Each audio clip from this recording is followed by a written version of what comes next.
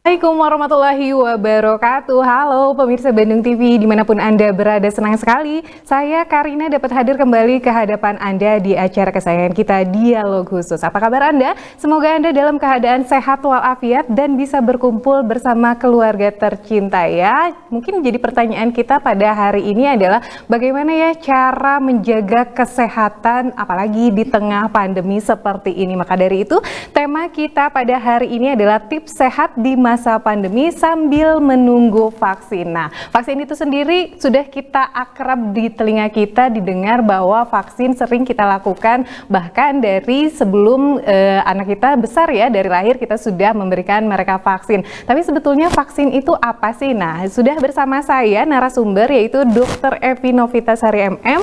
Beliau adalah praktisi kesehatan Kota Bandung. Selamat datang, Dr. Evi. Sehat, Dokter? Alhamdulillah. Sedang sibuk apa, Dok? Praktek ya, lagi sibuk-sibuknya sepertinya ya. Lagi sibuk terus. Tapi sepertinya masih segar terlihat meskipun capek seperti ini ya. Nah, seperti yang tadi saya katakan ini dokter, mungkin sudah akrab di telinga kita apa itu vaksin ya dok ya. Kita juga sedang menunggu vaksin dari COVID-19 ini, mungkin menjadi khawatiran kita semua ya dok ya. Nah, sebelum kita berbicara mengenai tips kesehatan di tengah pandemi ini, apa sih itu vaksin dok? Oke, mungkin pertama saya izin buka masker ya. Gitu. Selama pandemi memang harus selalu memakai masker. Oke. Mungkin pertama yang saya mau jelaskan adalah vaksin. Vaksin adalah suatu bagian dari pencegahan gitu. Dan vaksin adalah suatu zat atau senyawa yang akan dimasukkan ke dalam tubuh manusia, manusia yang sehat, yang tujuannya untuk meningkatkan kekebalan terhadap suatu penyakit. Dan vaksin ini spesifik untuk penyakit tertentu. Contohnya misalnya vaksin polio untuk penyakit polio. Kemudian vaksin BCG untuk penyakit tuberkulosis atau TBC. Dan proses memasukkan vaksin itu ke dalam tubuh manusia namanya vaksinasi. Dan ketika seseorang sudah mendapatkan kekebalan terhadap suatu penyakit akibat vaksin itu yang disebut namanya imunisasi. Mungkin udah sering dengar gitu ya, tapi definisinya apa sih, apa sama atau tidak ya, kurang lebih seperti itu.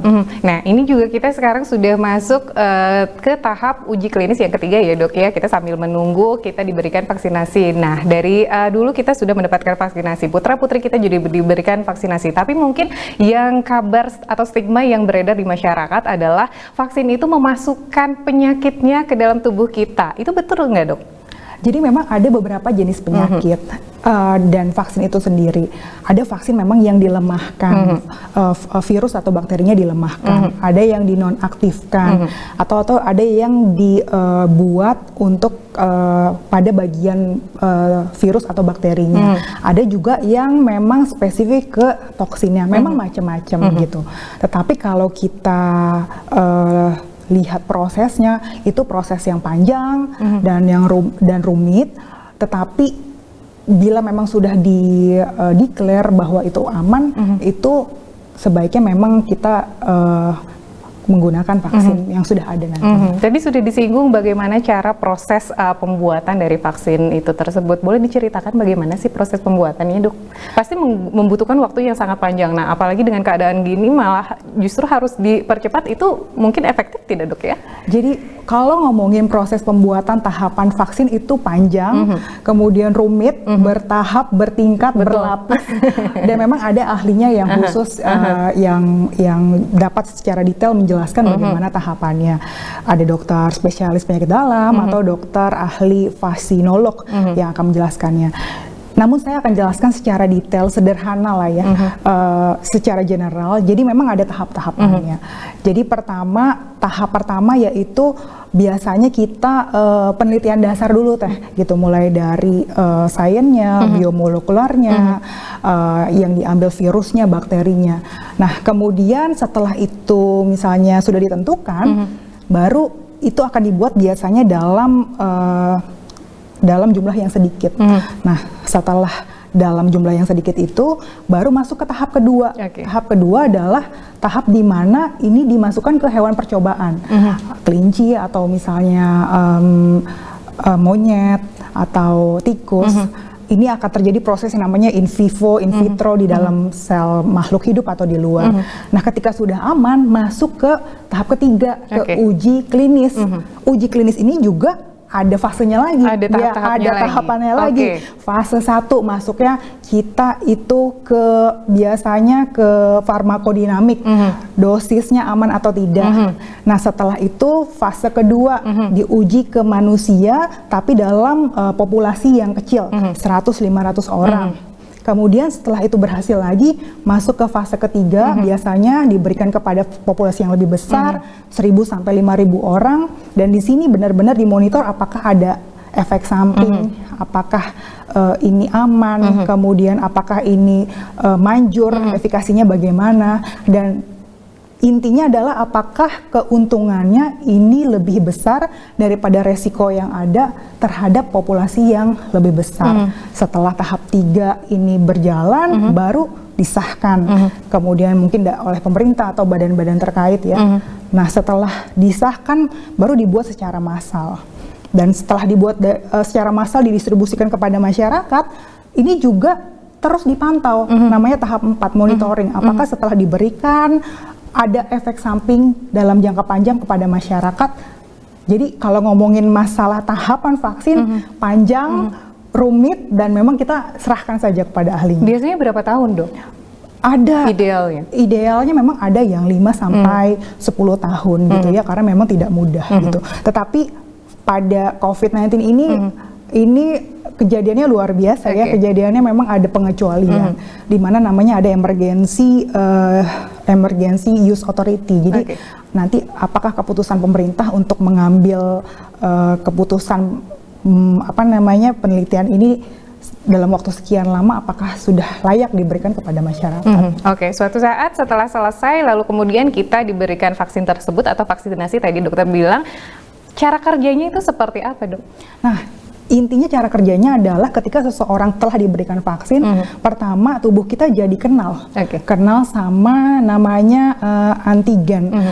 Jadi ketika sudah kenal, baru dia dapat melawan, gitu ya, dapat melawan sehingga tidak terjadi infeksi yang berkelanjutan. Nah, di tubuh kita ada limfosit, gitu, dia akan mengeluarkan protein sehingga ketika ada virus atau bakteri yang masuk ke dalam tubuh kita, antibodi kita muncul, gitu, sehingga tidak terjadi infeksi-infeksi atau komplikasi yang semakin buruk atau berkelanjutan. Dan nanti si sel di tubuh kita akan mengingat ketika nanti kita ada virus atau bakteri lagi di masa yang datang, tubuh kita sudah kenal sama virus tersebut. Artinya stigma yang beredar di masyarakat yang seperti tadi saya katakan, bahwa katanya vaksin itu dimasukkan penyakitnya, itu tidak sepenuhnya salah ya, memang betul, tetapi tadi yang dokter katakan dilemahkan atau dimatikan sementara begitu ya, Dok. Nanti setelah ada penyakit yang sudah kenalan dengan kita, saat masuk ke kita lagi, itu akan membentuk antibodi yang luar biasa begitu ya, Dok, untuk memerangi hal tersebut ya, Dok. Begitu ya, Dok ya, betul, cara bekerjanya. Dan karena memang kan sudah tadi lewat uji klinis yang tadi gitu, walaupun memang dimatikan atau dilemahkan, tapi uji klinisnya tadi ada tahap 1, tahap 2, tahap 3, situ kan sudah berjalan dan dipastikan memang aman. Aman ya, Dok ya. Nah, siapa saja sih, Dok, yang harus diberikan vaksin ini? Apakah semua orang harus mendapatkan vaksin itu, ataukah ada orang-orang dengan spesifikasi tertentu yang harus mendapatkan vaksin tersebut, Dok? Untuk vaksin setiap orang wajib, gitu ya. Vaksin apapun, Dok? Apapun, anak-anak atau dewasa itu nanti bisa lihat ada di rekomendasi untuk anak seperti apa, untuk yang dewasa ada di Persatuan Penyakit Dalam. Bisa dilihat rekomendasinya apa, dan saya mungkin garis bawahi bahwa tidak ada vaksin yang vaksin wajib atau vaksin yang tidak wajib gitu ya. Mau dikatakan vaksin itu memang wajib, maksudnya adalah vaksin dasar, misalnya untuk anak-anak, misalnya Teteh tahu polio gitu ya, BCG gitu, rubella, itu adalah vaksin yang diberikan pemerintah, yang pemerintah sanggup untuk diberikan kepada masyarakat gitu. Tetapi ketika dokter anak atau dokter penyakit dalam merekomendasikan di jadwal vaksin bahwa penyakit tertentu, ya itu memang ada. Kalau memang tidak penting atau tidak tidak akan dimasukkan dalam rekomendasi jadwal vaksin tersebut. Jadi wajib baik anak maupun dewasa. Oke, baik. Ini masih banyak pertanyaannya, Dok ya. Mungkin saya dan juga pemirsa Bandung TV di rumah ini banyak sekali pertanyaan mengenai vaksin dan juga tentu saja cara-cara menjaga kesehatan kita di tengah pandemi. Tapi kita harus jeda terlebih dahulu. Tetap bersama kami di Dialog Khusus Bandung TV.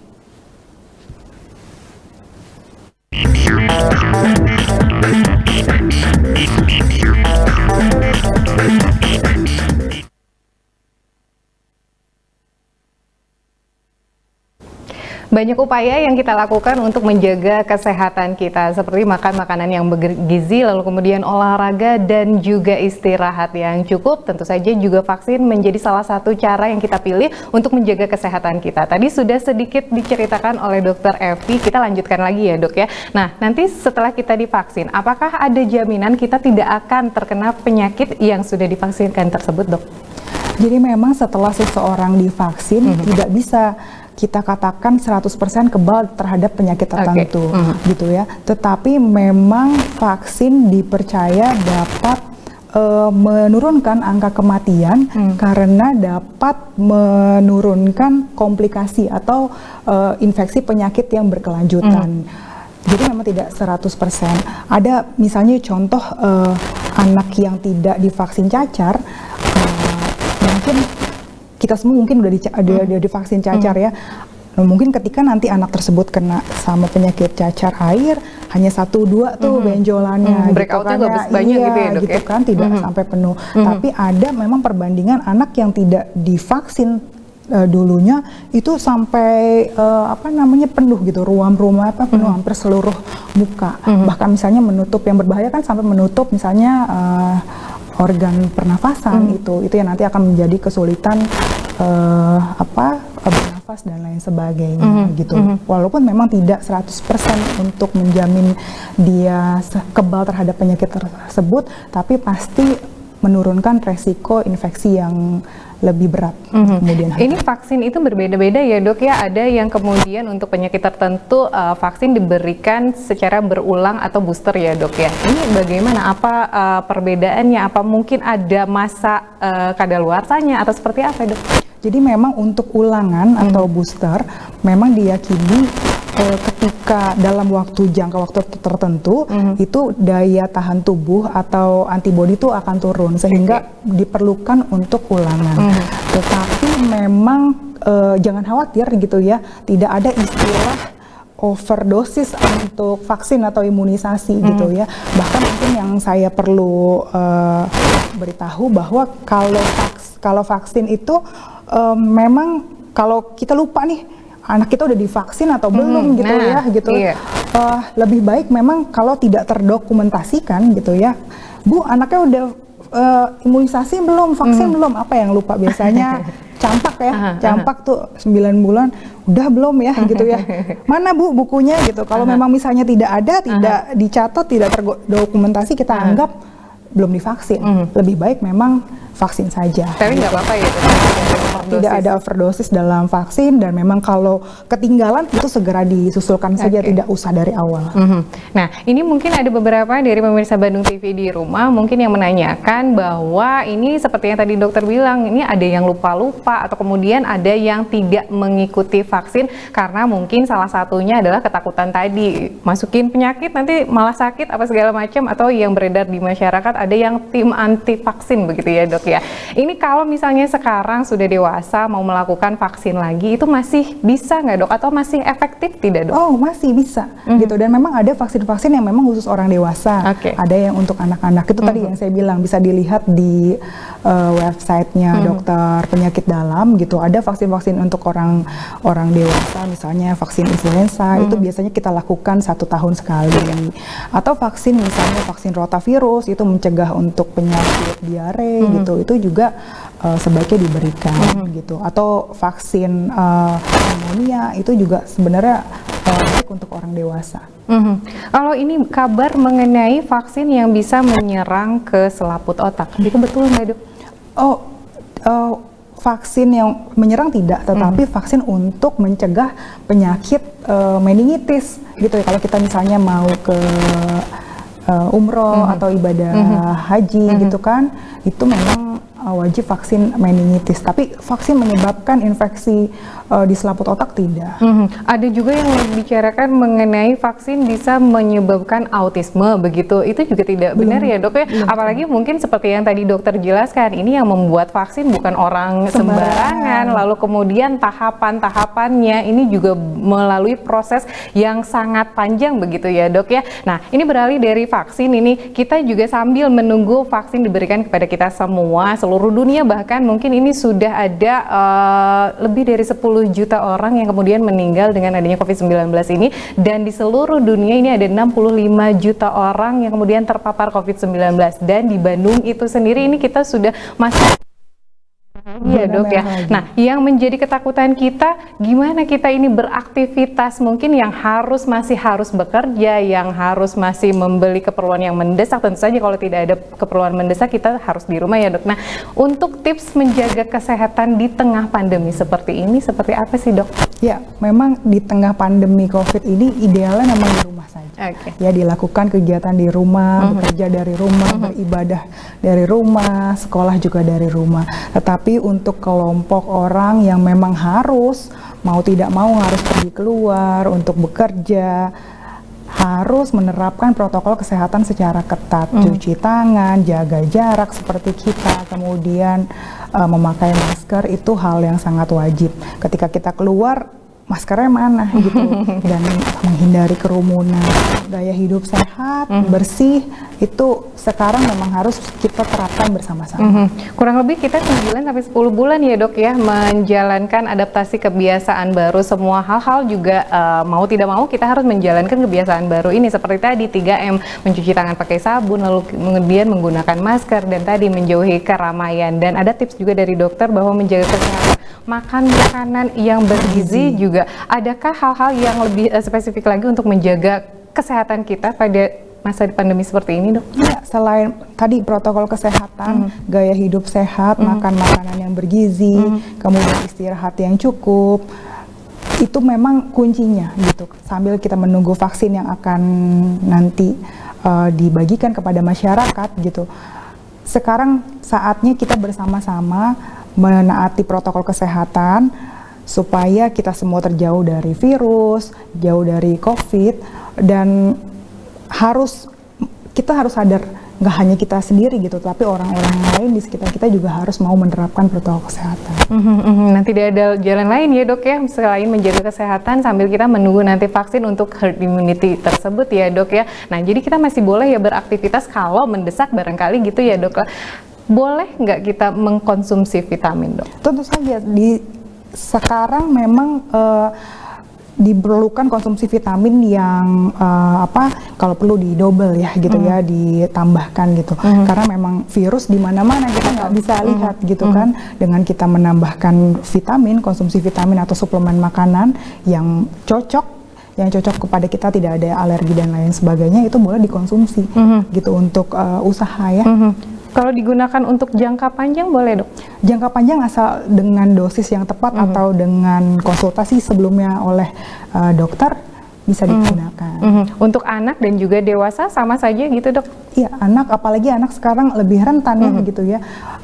Anak juga dapat diberikan suplemen makanan yang biasanya saja, tidak usah yang seperti imunobooster dan lain sebagainya. Cukup suplemen makanan yang dirasa cocok, itu dapat diberikan.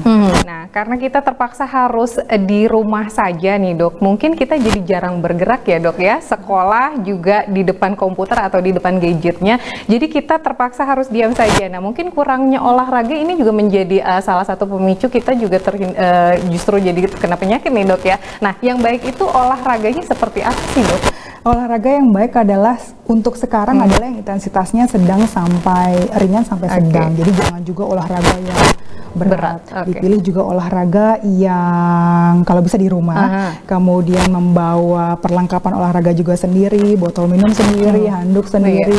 Kemudian kalaupun memang harus olahraga di luar, pilih juga di tempatnya yang hijau, yang jangan berkerumun gitu. Mungkin olahraga seperti itu ya, dan olahraga yang dilakukan rutin ya, jangan berapa kali seminggu dok idealnya? 2 sampai 3 kali 2 sampai 3 kali seminggu, 15 sampai 30 menit. 30 menit. Gitu Oke, kardio barangkali atau seperti apa dok? Yang ringan sedang saja. Oke, stretching barangkali ya. Iya. Sepeda boleh nggak sih dok lagi pandemi gini? Iya, sepeda lagi hits Lagi ya, hits lagi ya, hits betul. sepeda gitu. Boleh gitu. Tapi memang tadi dilakukan gitu, jangan bergerombol ya gitu ya. Pilih juga yang lintasannya juga yang hijau gitu, yang tidak banyak orang. Boleh 2-3 orang bersama-sama, boleh anggota keluarganya yang kita tahu nih status kesehatannya gitu kan. Tapi jangan lupa habis sepeda langsung cuci tangan, ganti baju. Tetap lakukan mandi ya dok sebelum bertemu dengan keluarga, sebelum memeluk keluarga, barangkali semuanya harus bersih-bersih dulu. Barangkali malah sekarang mungkin sudah dilihat di rumah-rumah juga di luar sudah pada disediakan tempat cuci tangan dan lain sebagainya. Artinya kita juga sebagai warga negara yang baik sudah mengikuti protokol kesehatan ya dok ya. Nah kalau tadi anak-anak lalu kemudian dewasa melakukan olahraga, lansia ini termasuk usia yang kemudian rentan akan terpapar COVID-19. Nah apa tips untuk para lansia ini dok? Ya, para lansia jelas memang adalah kelompok umur yang memang sangat beresiko ya, karena selain memang metabolismenya juga sudah menurun gitu ya, mungkin di lansia juga terdapat penyakit-penyakit bawaan seperti diabetes, jantung, hipertensi dan lain sebagainya. Memang paling saja tetap melakukan gaya hidup sehat, makan makanan bergizi, istirahat yang cukup, kemudian kendalikan stres juga. Nah itu penting ya dok ya? Iya gitu. Jadi memang ya kita jangan terlalu terus-terusan ikutin berita COVID karena memang dapat menimbulkan keresahan. Jadi dibatasi informasinya, kemudian lebih rileks, mungkin bisa beribadah. Kalau orang tua sih seperti itu ya. Penggunaan masker untuk saat berolahraga diperlukan tidak dok? Kalau saya prinsipnya harus tetap pakai masker, tetapi memang kita harus tahu ya kapan ketika kita sudah capek nih, sudah mulai lelah, segera istirahat gitu. Jangan terlalu dipaksakan. Biasanya orang karena bareng-bareng nggak mau kalah gitu, atau naik sepeda nggak mau kalah, itu yang akhirnya kehabisan oksigen, apalagi dengan ketika kita nggak pakai masker aja, kita kan oksigennya kebutuhannya lebih dari biasanya kan, dan ketika kita pakai masker malah tambah susah bernafas. Dipaksakan itu yang menyebabkan akhirnya ada yang pingsan dan lain sebagainya. Jadi kalau saya untuk saat pandemi ini memang harus pakai masker. Gak apa-apa lebay ya dok ya, ini demi menjaga diri kita sendiri, bukan hanya diri kita sendiri, barangkali orang-orang di sekitarnya juga kita harus jaga ya dok ya. Mungkin maskernya pilihan masker ya, maksudnya artinya juga tidak memakai yang medis. Iya, yang N95 itu memang ketat sekali tuh gitu kan, sampai memang susah nafas, sampai kadang kita membekas gitu ya. Jadi memang pilihannya boleh dipilih masker kain gitu. Kalau untuk olahraga, untuk masyarakat awam bisa boleh pakai masker kain gitu. Tapi memang berbeda untuk nanti kalau tenaga medis, mereka harus masker medis atau masker N95. Oke, jadi apa saja nih dok hal-hal yang perlu diperhatikan saat beraktivitas di tengah pandemi ini dok? Satu, balik lagi protokol kesehatan, saya tidak bosan-bosan ya, cuci tangan, jaga jarak, memakai masker, gaya hidup sehat dan bersih. Kuncinya itu sambil kita menunggu vaksin, vaksin merupakan harapannya kita semua. Mudah-mudahan uji coba tahap ketiga ini dapat berjalan dengan baik sesuai dengan harapan kita semua. Sambil menunggu para ahli untuk menyelesaikan penelitiannya, kita di sini mengikuti protokol kesehatan secara ketat. Itu aja kuncinya. Oke, sedikitnya kita jadi terbuka pikirannya untuk tidak ketakutan lagi dengan yang namanya vaksin ya. Tadi sudah dijelaskan bahwa pembuatan vaksin ini tidak main-main dan melewati beberapa fase, bukan beberapa, banyak barangkali ya. Panjang fasenya. Betul sekali, dan banyak sekali waktu juga yang digunakan oleh pembuatan vaksin tersebut. Ini terakhir dok, untuk closing statement di acara ini dok. Vaksin adalah investasi terbaik di dalam bidang kesehatan, dan vaksin tadi balik lagi ini merupakan pencegahan.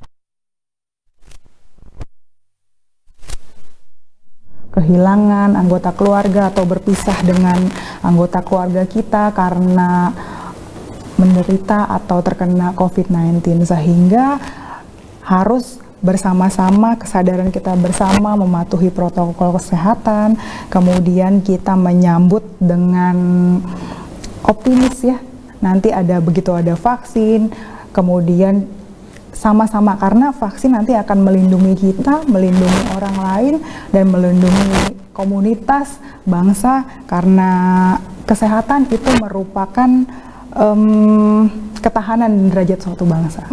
Dan yang terpenting tidak boleh stres itu ya, betul ya, stres itu bisa menurunkan imun kita. Nah, tipsnya bagaimana nih biar kita tidak stres barangkali, apalagi pemberitaan di media yang sedemikian rupa, lalu kemudian semakin sini mungkin klasternya semakin mendekati keluarga, ada klaster keluarga dan lain sebagainya, itu semakin menakutkan begitu ya dok, semua ancamannya semakin nyata begitu ya. Bagaimana cara untuk kita menghindari stres tersebut dok? Yang perlu disadari, COVID ini memang adalah bukan penyakit yang mematikan. Secara masih diteliti, karena namanya juga novel coronavirus, masih baru penyakitnya, tetapi ini bisa sembuh gitu ya. Jadi jangan khawatir, dan terkena COVID bukan suatu aib gitu ya. Jadi jangan membuat sampai depresi dan lain sebagainya. Tetap lakukan protokol kesehatan dengan ketat, dan memang apabila ada keluarga kita atau misalnya kita sendiri misalnya yang kena, berpikir positif, kemudian lakukan isolasi mandiri.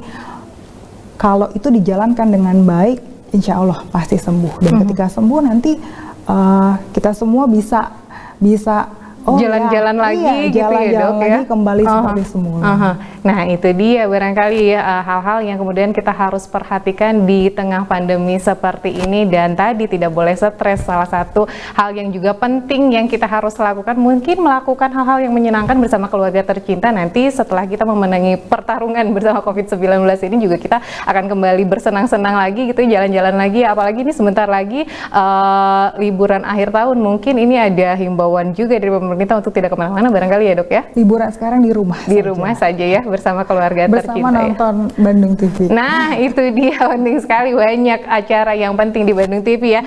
Sekali lagi terima kasih kepada Dr. Evi Novitasari MM, praktisi kesehatan Kota Bandung, dengan tema kita pada hari ini yaitu tips sehat di masa pandemi sambil menunggu vaksin. Terima kasih dokter, ditunggu kembali kehadirannya di sini. Sehat terus dokter ya. Garda terdepan ya dokter ini ya. Nah kita juga sebagai masyarakat Indonesia juga sebetulnya garda terdepan juga ya dok ya. Kita yang ketemu orang ini resiko tinggi sebenarnya ya, selain petugas kesehatan. Oke, baik. Terima kasih juga Anda telah bersama kami selama 30 menit ke belakang. Pastikan terus 3M-nya, mencuci tangan pakai sabun, menggunakan masker, dan juga menjauhi kerumunan. Terima kasih. Assalamualaikum warahmatullahi wabarakatuh. Dokter.